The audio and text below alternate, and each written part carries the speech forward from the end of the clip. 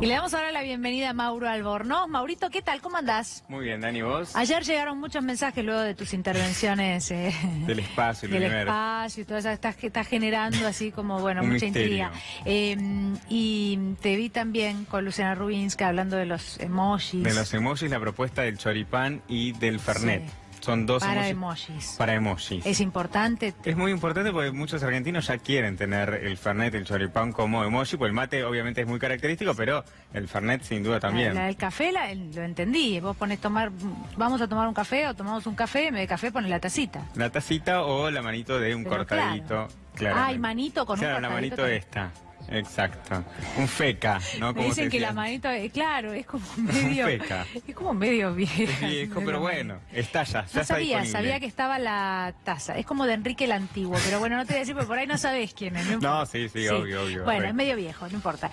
Bueno, contanos, ¿qué pasa en Facebook? Bueno, justamente hablando de redes sociales, vamos a hablar de esta información que fue brindada por la propia compañía Facebook, en donde remarcan que encontraron más de 300 millones de cuentas falsas en la red social. Sí. A ver, un dato que nos sorprende porque lo que hemos venido viendo es que es una industria, las cuentas falsas, las fake news, que vienen creciendo de manera sostenida. Lo que ellos están diciendo es que también de alguna manera les sorprende porque cada trimestre tienen que eliminar entre 300 y 500 millones de lo que se conoce como cuentas falsas o trolls. Para las personas que no están tan interiorizadas, tienen que ver con estas cuentas que se crean para desprestigiar a otra persona o para desprestigiar un partido político, y que este año electoral, va a ser muy importante lo que pase acá en la Argentina en lo que tiene que ver con en materia de elecciones y en materia de redes sociales, porque no hay por el momento ningún tipo de regulación ni tampoco ningún tipo de multa para las empresas que se dediquen a esto, por lo cual hay que ir y fijarse. Yo me pasa que cuando hay algo que sospecho, voy, me fijo,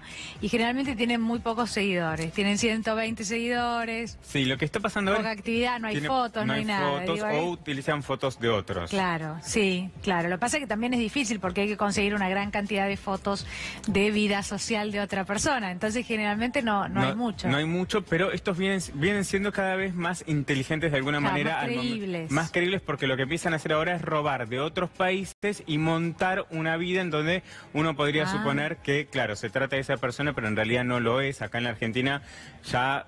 Entre las personas que utilizan Twitter particularmente ya te empezás a dar cuenta cuál es una cuenta falsa y para qué está funcionando, ¿no? No solo funciona con partidos políticos, también lo vemos con empresas que buscan atacar a su contrincante, imponiendo temas que verdaderamente no son reales. Es muy difícil de frenar esto, y esta es la idea por la cual presenta este informe Facebook, ¿no? Es decir, esto está creciendo de manera sostenida. Estamos trabajando para solucionarlo, pero va a llevar tiempo porque evidentemente es una industria millonaria que hace que no solo empresas sino partidos políticos lo sostengan, ¿no?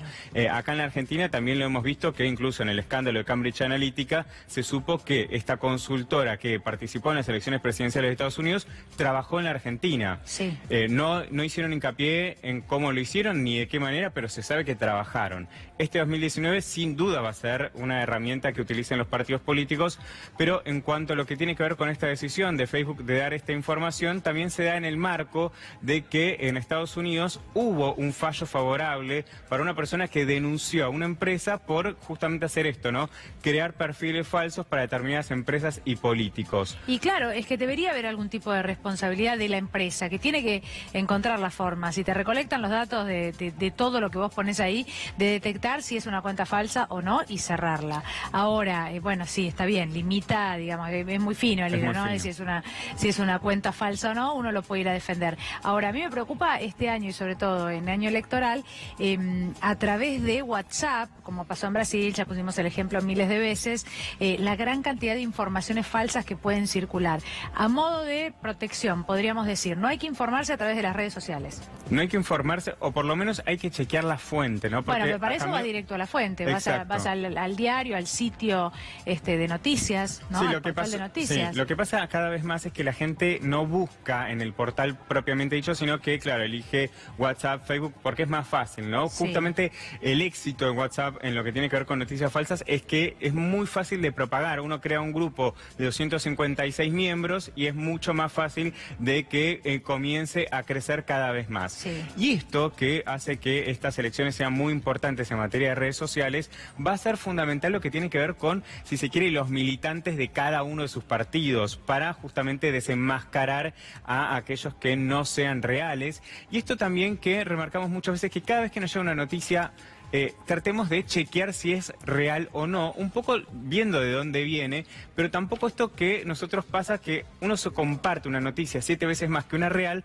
porque tiene que ver con las emociones. Uno comparte quizás una noticia que tiene que ver con lo que uno piensa, porque cree que tienen razón, sí, o porque están alineados políticamente o por algún tipo de motivo, porque creen en lo que ellos piensan, y eso hace que se propague mucho más fácil. Es decir, alguien que piensa de un determinado, si se quiere, de extrema derecha, le van a llegar noticias de extrema derecha, claro, justamente para que las compartan, aunque no sean reales, y la gente en este sentido, en principio, decide compartirlos igual, ¿no? 7 veces más noticias falsas que verdaderas. Terminamos siempre como en el mismo lugar, ¿no? Bueno, que haya diversidad de opiniones, diversidad en información, ir a el sitio de noticias en todo caso y tratar de leer en diferentes medios, ¿no? Informarse a través de diferentes medios. Mucho más no parece haber, ¿no? Para protegerse, para estar mejor informado. Da la sensación de que no. Ahora, a través de las redes sociales es lo primero que podríamos decir, cuidado, porque aparece una gran cantidad de sitios que no se sabe de la veracidad, ¿no? ¿De dónde esos vienen, sitios, ¿no? de dónde vienen. Bueno, claro. Y también un dato muy interesante que presentó Facebook sobre quiénes comparten más las noticias, y tiene que ver con las personas más grandes. A partir de los 45 años, la gente que quizás no está tan familiarizado con las noticias en las redes sociales, bueno, lo comparten mucho más. Particularmente el último estudio que marcaron respecto a este tema es que las noticias se propagan cada vez más rápidamente porque las personas mayores no están alfabetizadas digitalmente, es decir, sí, no tienen idea de lo que se trata una fake news o los trolls. Ah, y reproducen, de todos modos reproducen. Claro, les llega una Comparten. noticia, me dijeron que pasó tal cosa, lo hemos visto infinidad de veces con lo que tiene que ver, por ejemplo, para cambiar no solo el ámbito político, sino la combi blanca que secuestra a chicos, bueno, eso que rápidamente se viralizó, después en principio no hubo pruebas contundentes, pero eso que empezó a crecer sostenidamente también pasa en los partidos políticos, y acá en la Argentina, puntualmente en estas elecciones, va a ser fundamental también el rol que tome la Cámara Nacional Electoral, que lo que habían adelantado ya el año pasado es que van a tomar una política que impulsaron en México, que es empezar a verificar qué noticias se viralizan y ponerles como si fuese una especie de chequeado a ese tipo de noticias, lo cual también es complejo, porque ¿quién determina qué es real y qué es falso, ¿no? Claro, y que siempre es una línea muy delgada al momento de determinar qué es veraz y qué no, ¿no? Por eso va a ser tan complejo esto este año, ¿no? Bueno, es complejo, y es complejo en el marco de que que haya libertad de expresión también. Siempre volvemos al mismo punto, ¿no? Es difícil cerrar una cuenta, es difícil cotejar, pero la verdad que cuesta creer, porque hay tanta información que las redes van, desde el ejemplo de Cambridge, recolectando sobre nosotros. Basta poner una palabra, pones una palabra para buscar algo y la publicidad que te llega ya tiene toda que ver relacionada con eso. Están preparados, sí. Bueno, ¿cómo es posible que no se logre detectar que no hay una persona detrás, sino alguien que maneja muchas cuentas, digo, en